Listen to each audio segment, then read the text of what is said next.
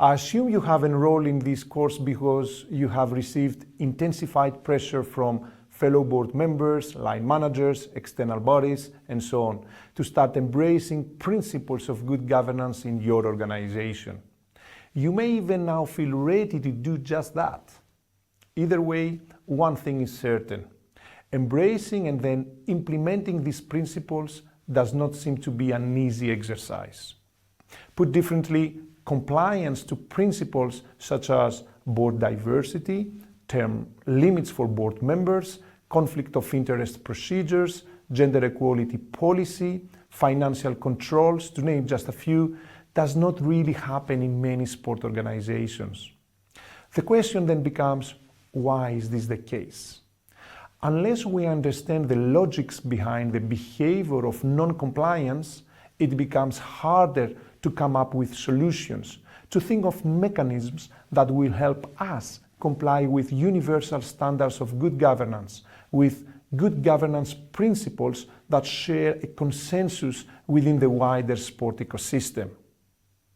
My goal in this session is to explain to you all why sport organizations do not often implement principles of good governance. Through a 2x4 model, you should be able to discern the real challenges associated with good governance standards implementation. Let's start.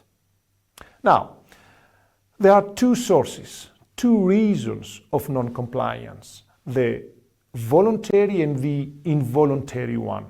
In other words, there are those who choose not to comply, that is, they are unwilling to comply, and those who want to comply but cannot, that is, they are unable to comply.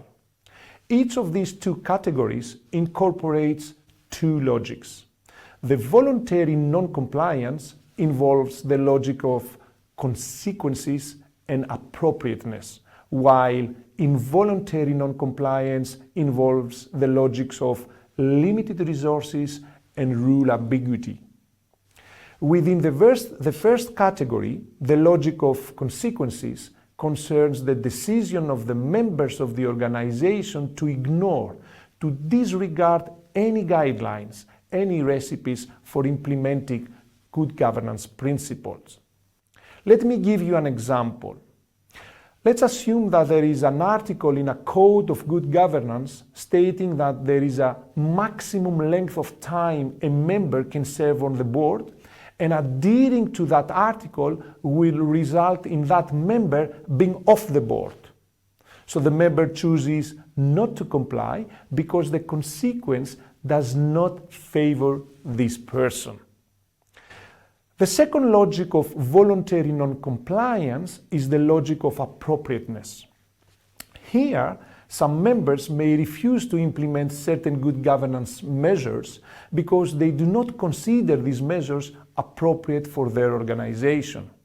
After all, these organizations are surrounded by a governance culture in which practices associated with poor governance have been seen as the normal way of conducting their functions, activities, and procedures. Allow me to give you an example so you better understand this logic. Compliance with the article of the Code of Good Governance which refers to the maximum length of time a member can serve on the board of a national federation will lead to that member off the board. However, the specific member holds an important position on the board of the international federation of that sport, where through this position, this board member promotes, ethically and transparently, the respective interests of the national federation back in his or her country. By choosing to comply with the article of the code, the country represented by that member at the international level is deprived of the opportunity to benefit from his or her presence there. It is therefore judged that compliance with the rule is inappropriate for the purposes of both the organization and the country, and therefore non-compliance is chosen. Regarding those who are involuntarily non-compliant, what may be happening is that the intention to comply is there, but the ability to comply is absent. In other words, good governance must be adapted to a specific organizational context, considering factors such as the number and nature of tasks performed. Some sport organizations lack the special expertise that is required for the implementation of certain good governance principles. In other cases, financial or technical resources are required that these organizations may not possess. An example would help here to understand the logic of limited resources better. An article of the Code of Good Governance explicitly requires, even for the smallest in size federations, a 4-year strategic plan. These organizations, however, are staffed by 1 or 2 people and have little secretarial support. At the same time, board members devote most of their volunteer time to the organization's day-to-day operations. In fact, many of them do not have the knowledge to design a multi-year plan for the organization's future course.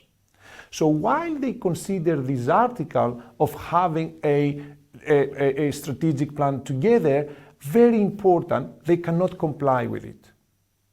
As far as the second logic of involuntary non-compliance is concerned, standards, articles, and rules of good governance are subject to subjective interpretations, as they are often formulated in an unclear and ambiguous manner, so as to allow for flexibility.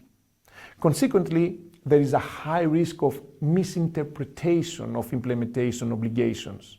Again, an example will help us understand the logic of rule ambiguity better. Article of a good governance code regarding the conflict of interest does not encourage the sport organization to enter into contracts of employment, independent services, supplies, or any other contracts of financial nature with members of the board, employees, and technical advisors of that organization, as well as with their wives, children, parents, and siblings, or with legal entities in which the aforementioned persons participate. However, the verb encourages can be interpreted in various ways, leading to inappropriate actions by the organization's employees. Put differently, as much as these people want to comply because they do not fully understand the rule or misunderstand it altogether, they refrain from complying so they don't make the situation even worse. So these are the 4 logics that explain non-compliance.